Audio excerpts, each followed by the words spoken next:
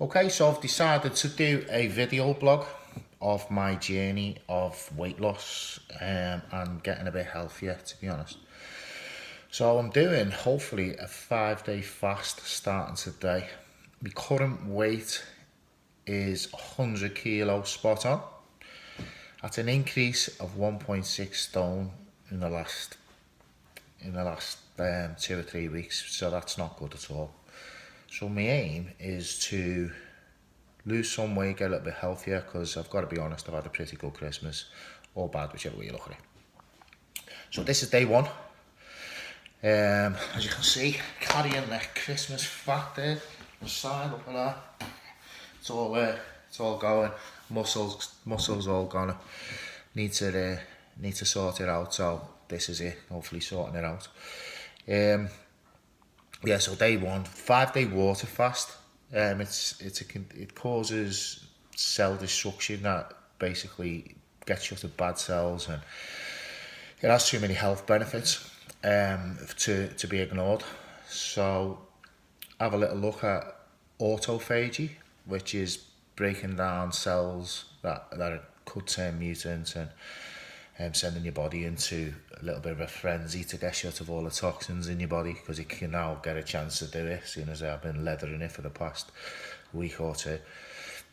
So day one's about me getting shut of my current fuel source called glycogen. It's because I'm a bit of a carb and sugar freak, or have been. So my liver is got many functions, but one of the functions is it as a storeroom of energy, same as my fat cells do. So with that energy there, I'm running on that sort of energy, and it's called glycogen.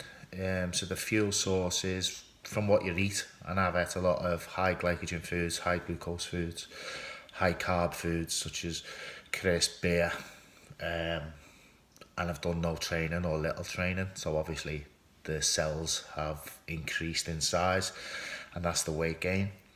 The first couple of days I'm going to lose some water, so on the scales, pointless really jumping on and off them, because it's water weight, so you're not actually, you can't, it's very difficult to judge what fat you're breaking into. So I'm a shrinking the fat cells, yeah, probably not much.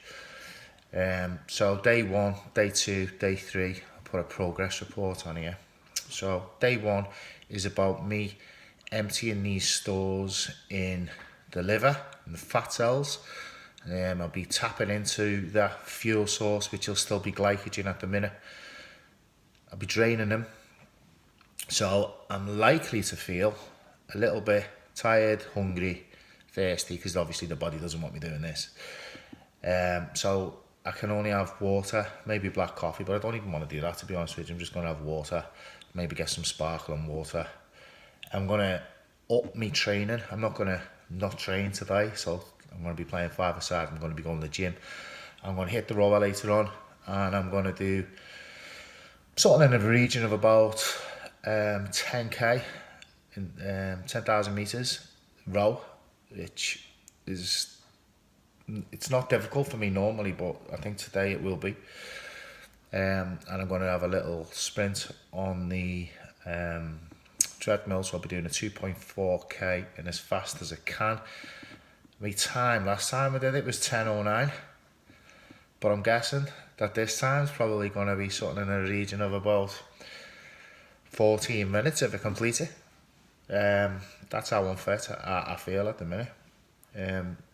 So basically what's going to be happening there is I'm going to be getting shut of stored energy. Now I'm doing the row so I don't actually burn out on the muscles. I'll be using all the muscle groups, such as my thighs, my glutes, my back, big large muscle groups, but they won't be getting the protein going back in to repair. So I'm not going to be smashing them, so I'm going to be doing a comfortable row, but I'll still be using them. So I'll get me 10k in today, but maybe tomorrow I might have to drop it down to 8k or a bit less, because I won't be topping them up, and I don't want to be pulling any hamstrings and whatever else, because they've got 40 coming up in that as well. So I'll be doing some lightweight, not much, and I'll be doing lots of cardio to drain my stores. Day two will be about converting over. So depending on how fast I can drain my stores by doing more exercise and stuff, then I'll be converting over, hopefully, to ketones, which is the breakdown of fat cells, and to use as energy, because there's nothing in the liver now, so the liver's sort of got to tap into another fuel source, because otherwise, you know, you're not going to have any fuel, are you? So basically you have a basal metabolic rate, which is normally a calorie intake of what your body needs at rest. So when you're sleeping in a fourth stage of sleep, basically your liver will decide what to put in the storeroom to make sure you've got enough so you don't die, which is not likely, hopefully. But you know, that's what it's going to be doing. It's going to be breaking down fat to use as energy, and this when we're on the fat, when we're burning fat as fuel, and it's in the liver and it's going around the body, you don't need insulin,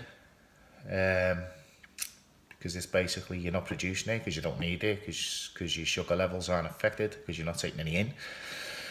So the ketones will be going into key areas of where I need. Now, I don't just want to put energy into fat, stored fat. They want to be last on my list. So I'll be looking at using the muscle groups, which is why I'm doing the row, and which is why I'm doing the exercise, so that my body makes sure it takes care of my vital organs first, and then looks after the muscle groups. And there'll be nothing there for it to be stored as fat. It'll have to break the fat down, so the fat cells will shrink. Now, I'll be having water during this time, obviously. In day 2, that'll be the conversion. So day 3, I should have converted now. So I should actually be in ketosis. So you'll see in your skin and you'll feel. So I'll feel more, I won't feel as hungry as I did, because I'll have some stores there. But energy-wise, in terms of training, I'll start to feel it, because I haven't been getting the protein in there, and I haven't been getting any carbs or any glycogen in there. So training's going to be tough on day 3, but I'll still be doing it. I'll still be doing something, playing footy. I'll be doing something, maybe a swim, I don't know. So day 3, it's going to be arguably the conversion stage. So the toughest. Do a break the fast, or do a carry on for the 5 days. I'm not really bothered if I do 3 days or 5, to be honest with you. I want to do the 5, but if you only do the 3, only do the 3. So I'm not putting pressure on myself. So in this phase now, we've got less electrolytes in the body. So your body needs electrolytes for your cardio pathways to work, and you know, it basically needs electrolytes to be topped up. And that's the dangers of these fasts, by not having them, hopefully, and certain others, you know, certain other vital things that's going to be missing out on because you're not eating. So some people start popping the diurolite as a replenish. Now, I don't mind doing that. I'm probably not going to do that till day 4 or day 5, to top them back up again and top up vital stuff that I need to keep these pathways ticking over.